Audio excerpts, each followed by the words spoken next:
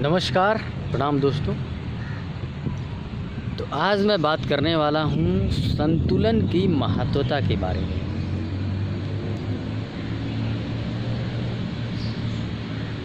एक सिंपल सी बात मैं कहना चाहूँगा कि पूरा का पूरा आयुर्वेद जो आधारित है वो संतुलन पे ही आधारित है। और आयुर्वेद की महत्वता तो हमें पता ही है दोस्तों।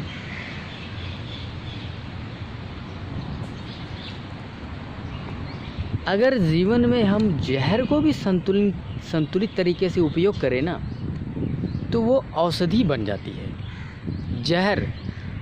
जहर भी औषधि बन जाती है। और बहुत सी ऐसी चीज़ें का उपयोग किया जाता है, जैसे सांप का जहर, उसको औषधि के रूप में लिया जाता है।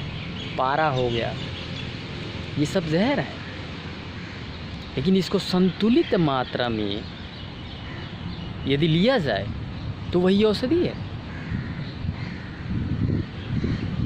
तो हमारा पूरा का पूरा जीवन ही संतुलन पे आधारित है।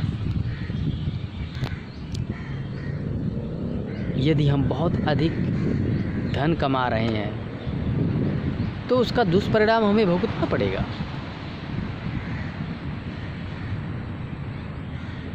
और हम अपने जीवन में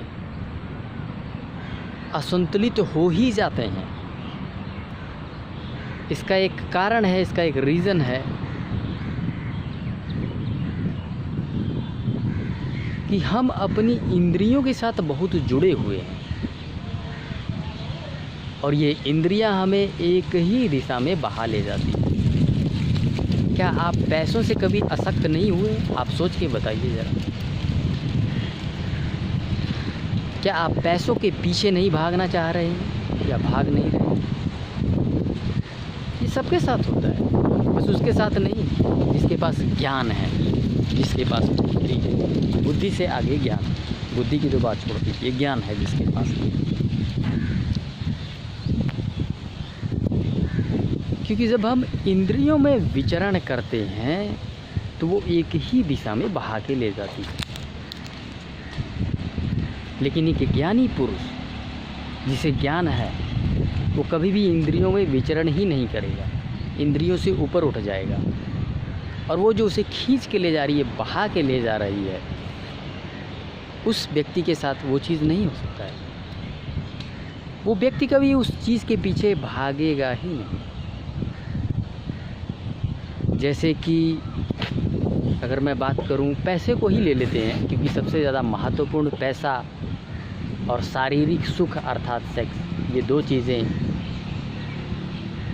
चरम सीमा पे है और हर इंसान इनके ही पीछे जा रहा है। देखिए, आवश्यकताएं और ज़रूरतें अलग चीज़ है, वहाँ तक ठीक है, लेकिन क्या आप आवश्यकताओं पे ही रुक जाते हैं? आप मुझे बताएं, क्या आप आवश्यकताओं पे रुक जाते हैं? क्या उतने ही पैसे कमा के रुक जाते हैं? नहीं रुकते हैं। हर चीज़ के साथ हम यही करते हैं कि उसके ही पीछे भागने लगते हैं। आप अपने जीवन में देखिए, आप किसके पीछे भाग रहे हैं, किस चीज़ के पीछे भाग रहे हैं। तो असंतुलन जो है दोस्तों हमेशा ही ख़राब है, अति हमेशा ही ख़राब है। और समस्या ये है कि हमें अति पता ही नहीं चलता है कि संतुलन कितना है और अति कब हो रही है और संतुलन कहाँ पे है। इसका आकलन तो आपको खुद ही करना पड़ेगा, कोई और व्यक्ति आके इसका आकलन नहीं करवाएगा। ये खुद ही आपको करना पड़ेगा कि आपकी आवश्यकताएं कितनी है, आपकी ज़रूरतें कितनी हैं, उस चीज़ के पीछे आपको भागना कितना है और कहाँ रुक जाना है। ठीक उसी प्रकार से स्वास्थ्य का भी यही हाल है। स्वास्थ्य भी इसी से मिलता है। पूरा का पूरा आयुर्वेद संतुलन पे ही आधारित है। आयुर्वेद कभी नहीं कहता है कफ पूरी तरह ख़त्म कर दो, आयुर्वेद कभी नहीं कहता है पित्त पूरी तरह ख़त्म कर दो, आयुर्वेद कभी नहीं कहता है कि वात पूरी तरह ख़त्म कर दो। आयुर्वेद ये कहता है कि इन तीनों को सम रखो, बराबर रखो, ना किसी को बढ़ने दो ना किसी को घटने दो। यही स्वास्थ्य है।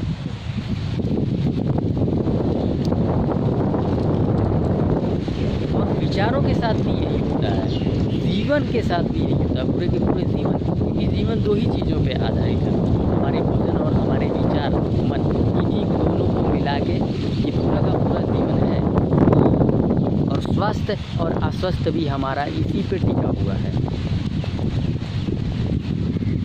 हम लोग भोजन के विषय में तो रोज़ बात करते हैं, विचारों की मैं बात कर रहा हूँ। भागवत गीता इसके लिए सबसे बेहतरीन है।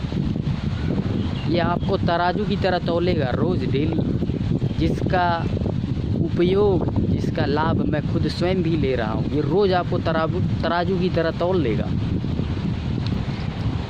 ना तो कुछ आपका ऊपर जाएगा ना कुछ नीचे जाएगा, बिल्कुल सम रहेगा, संतुलित रहेगा। तो इसलिए दोस्तों संतुलन की तरफ भागें, अति की तरफ मत भागें। अति में जाएंगे तो जीवन आपका दुखों से ही भरेगा, चाहे आप जितने मर्जी रुपया पैसा धन दौलत छाप लीजिए या कुछ भी एकत्रित कर लीजिए, कुछ भी आपका अगर एकत्रित करने का आपका जो है जुनून सवार है तो दुख आपका इंतज़ार कर रहा है रास्ते में, मान लीजिए, क्योंकि संतुलन ही जीवन है। तो दोस्तों उम्मीद करता हूँ आज की वीडियो से मैं आपको कुछ सिखा पाया हूँ, कुछ मोटिवेट कर पाया हूँ। आज हमने बात किया दोस्तों संतुलन के विषय में। आप इसे किसी भी क्षेत्र में इस्तेमाल कर सकते हैं। आप इसे अपने स्वास्थ्य को हासिल करने के क्षेत्र में इस्तेमाल कर सकते हैं। अपने विचारों को जो है नियंत्रित करने के लिए, विचारों को बेहतर करने के लिए उस क्षेत्र में आप इसका इस्तेमाल कर सकते हैं। नमस्कार।